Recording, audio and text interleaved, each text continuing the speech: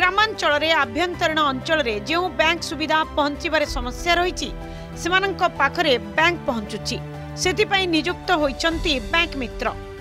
योजनार अन्य एक दिग है आभ्यंतरीण अंचल रे 5 किलोमीटर रेडियस भितर बैंक सुविधा पहुंचाइबा।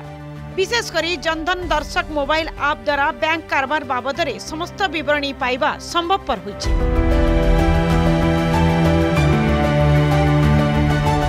भारतीय रिजर्व बैंक गाइडलाइन एवं सरल केवाईसी जोगु लोक माने सहजरे एवं सुविधारे खोली पारुछंती बैंक अकाउंट। जनधन अकाउंट खोलिबा पई मुख्यतः आधार कार्ड आवश्यक होइता है।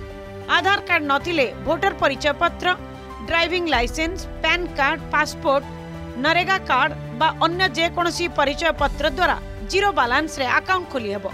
अकाउंट रे सर्वनिम्न जमा राशि बा मिनिमम बैलेंस रो कोनोसी प्रतिबंधक नहीं। अकाउंट रे जमा थिबा अर्थ राशि उपरे अकाउंट धारी को शुद्ध प्रदान करा जाय। जमा उठाण एवं आर्थिक कारबार पई रुपे डेबिट कार्ड प्रदान करा जाय। अकाउंट धारी रुपे कार्ड उपरे पूर्व 1 लाख टंकार दुर्घटना बीमा राशि प्रदान व्यवस्था थिबा बेले 2018 अगस्त 28 पर प्रदान करा जायतिबा रुपे कार्ड पई एई राशि को 2 लाख टंका को वृद्धि करा जायछि।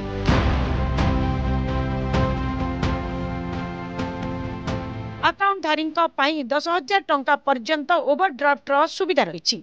ओवरड्राफ्ट रो सर्वाधिक बयस सीमा 60 रु 65 वर्ष को वृद्धि। प्रत्येक परिवार परिवर्ते प्रत्येक साबालकों को जमा खाता खोलिबार सुविधा योजना भीतर को अणा जायछि।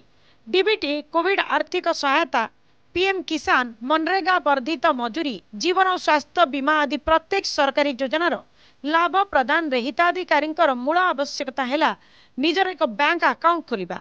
सही आवश्यकता को पीएम जनधन योजना पूर्ण करिबारे संपूर्ण सफल होइछि।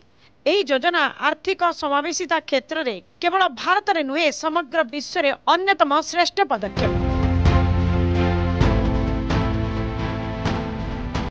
यार प्रभाव बेस सुदूर प्रसारी। आर्थिक समावेशी अभिवृद्धि पई यह विशेष गुरुत्वपूर्ण।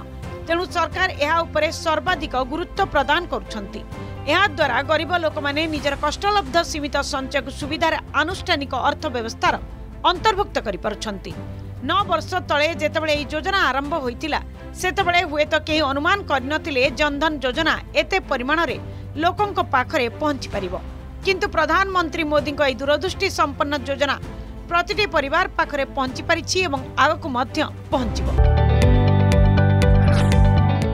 जदि आपंक आम भिडी भल लगा तेब आम चैनल को लाइक, शेयर और सब्सक्राइब करने को जमा भी भूलु नहीं।